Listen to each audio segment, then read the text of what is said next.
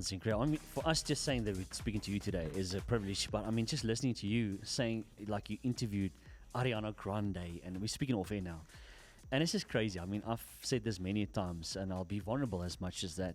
For us, I mean, we do get to do a lot of interviews, even international interviews and artists, and every single time we have to do an international, like, I get this sort of fear that comes over me. Like, I don't know what that is. It's just like, I'm so afraid that I might sound not informed enough, or I haven't done my research enough, or Pressure to impress. you're not impressing the guest enough, or you might ask the same boring questions that they've been asked a million times before. And it's something like, just listening to you, I've got so much respect for you for what you do in having to prep for all these on a frequent basis. It's unbelievable. It's, they usually give you 4 minutes. Wow. So you've got to be in and out. Yeah. And sometimes you ask a question and they take the full 4 minutes to reply. Yes. And usually that question was a polite question. And the really good question was the second one. Yeah. And you try and interrupt. And I once did that to a big action star. And he looked at me and he said, "Are you going to let me finish any questions?" And then you have to send that 4-minute interview to your editor. And she's like, "What did you do?" It's like, Let me tell you, we need to get to the book again, but just before I have to tell you the story. I'll be honest enough. I mean, I used AI once with an international star to get facts. I asked AI, give me 10 facts about this band, right? And most of them were correct, but there was that one. I picked that one fact, and I asked the guy, is this true?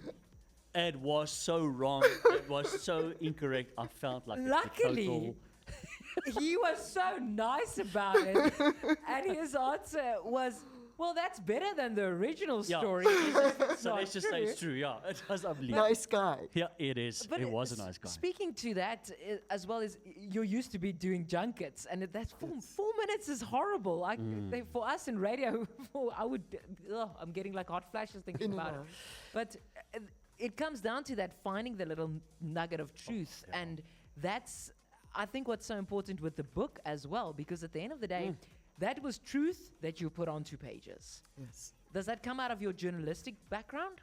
It's scary because I set out to write a fluffy romance, and this character became from an adjunct to a main character. She had a voice. She did things. I would be like, no, she can't do that. But there she went.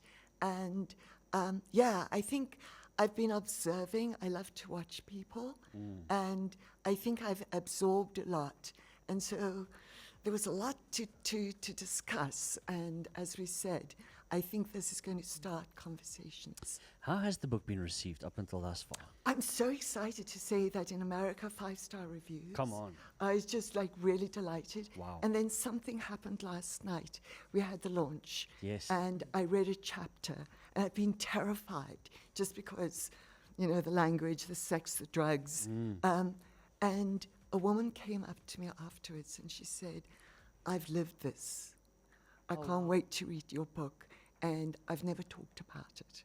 And that was, those are, you want people to read this book and then sit down with their friend and say, "Did you read Margaret's book?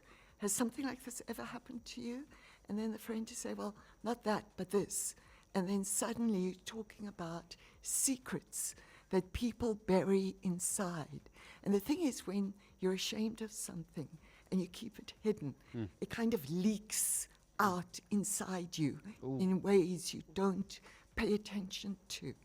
And this hopefully will help to dig it out. Was that the why for the book? I think it was. I really think it was. I've seen so many damaged people, and I've heard stories. Remember, I modeled when I was 16, when I wasn't protected. And things that I saw or heard or intervened in. Because that's the other thing. You see something and you go, that girl is not in control. And you go over and you start a conversation and you say, "By the way, do you want to come over here and get some coffee?" So that she gets away from the person that's setting her up. And I want to get to that specifically, and I want to use an example. I mean, somebody being trapped, let's call it trapped, in not being able to control oneself and so on, and the inability to exit the situation. I think that's the biggest thing. When I was, just before I won Miss Universe, my mum allowed me to tour with a group of models, and it was my first experience. An older model was looking after me, and she knew a friend, and she went up to his hotel room and took me with her. And she was sitting on the chair, there was no place to sit. I sat on the bed, and the guy with her friend sat next to me and started talking to me and started touching me, and I didn't know what to do. And finally, she looked over and she realized I was in trouble, and she took me out. And later on, I met that guy as Miss Essay, and he said, "Oh, do you remember that night?" And I said, "Yes, I do." But I was so lucky it happened to me because there was someone else in the room. Nothing happened to me, but it gave me an understanding that if you don't say, "Stop, no, don't touch me," right up front, people think it's okay, and then you're in a situation you have no control of. Let me tell you, the first of a series, I believe, Damaged Beauty, Joey Superstar. It's available right now, eh? It is. It's on shelves in exclusive books. Right. Available on A Lady, Okay. and of course Amazon International. Margaret, I wish we had more time because there's so much more that we could have spoken about. Please, if you do come back again, come and join us again because there's, like I said, there's so many things we can still talk about. I didn't even touch on half of the stuff. I mean, I still wanted to get to finding identity. Where do you find identity and stuff like that? But I mean, I'm sure that some of this stuff will be touched on as well in the book. So, Damaged Beauty, Joey Superstar of Margaret Gardine. Thank you so much for taking the time to visit us here this morning. Yes, and please, when you sneak into South Africa the next time, you are more than welcome. Like Ruben said, I think I don't think you realize how much you have to say, and we're looking forward to the entire series because I think there's a lot more to be said, to be unpacked, and lessons to be learned. Thank you. Can I just say that I interview all over the world. This is one of the best conversations I've had. Oh, wow. Thank you. You guys do an amazing job. Thank you for your time. Thank you so much. Thank you. One last question. I've always said that if I ever get to interview Avril Lavigne, I would say that is my radio interview, my radio career tick in the box, right? So if you do speak to Avril, just tell her there's this radio presenter in South Africa that would just love to. Even if it's 4 minutes, Margaret, I'll take it. He would, if Ruben gets to interview Avril, he can die after that. That's fine. His life has been completed. Then we're not going to make it happen because we want you on this earth. Thank you.